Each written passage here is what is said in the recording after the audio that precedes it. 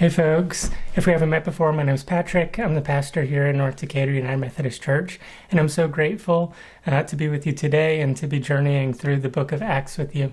You know, one of the most consistent things in our scripture, and especially in the Gospels, but really all the way through from Genesis all the way through to the end, we see these incredible moments describing God's love and God's call for all of us to participate in a mutual relationship of love.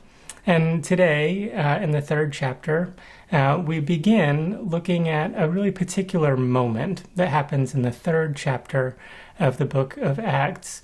And then tomorrow through Friday, we'll have more devotions exploring different aspects of this story. One of the things that really stands out to me, though, is that it's a really beautiful passage about Peter and John re-entering the temple. And this is the first time that they've gone back to the temple, at least described in Scripture, since Jesus' resurrection. But they're walking up to the temple, and they come across this man that Scripture tells us has been crippled since birth. And it says that in verse 2. And he's asking for help after being carried up to the steps of the temple. And Peter and John, Scripture says, look at him, which I think is beautiful, that they observe the needs of the people around them. And then Peter says, I have no money to give you, but I offer this. And what he does is he heals this man. He invites him to stand. And then we see a beautiful image of this man who has never been able to.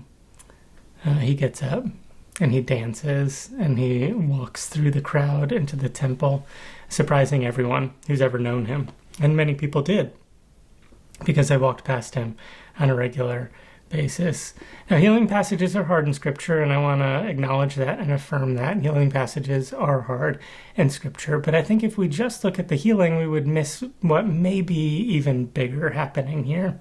Again, throughout all of Scripture, we see these descriptions of how we're meant to live in community and the way that God holds us up and lifts us up and wants us to be whole in community. And we see here Peter and John continuing the work that Jesus started in the Gospel of Luke, bringing someone who may never and likely never did enter into the temple, bringing him into the fold, tearing down the barrier that existed between him and the experience of communal ritual, and inviting him to participate again.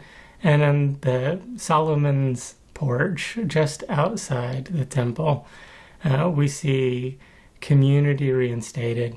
And we see an incredible witness from Peter of Jesus' power through this embodiment of love and wholeness and invitation to deeper relationship. So as I said, we will be discussing this at length throughout this week. Edry will be starting tomorrow with the first few verses.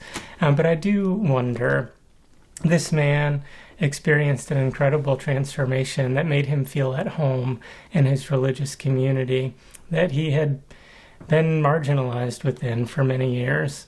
And I know that that is something many of us have experienced.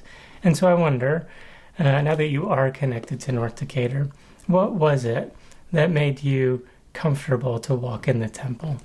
What was it about the embodiment of community, the presence of Christ, and the love of God that made you feel comfortable once again to walk through the doors of North Decatur or any community of faith?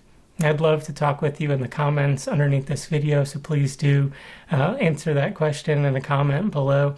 And then also, please do like the video and share it with anyone who you think might be interested in reading through the book of Acts together as a community.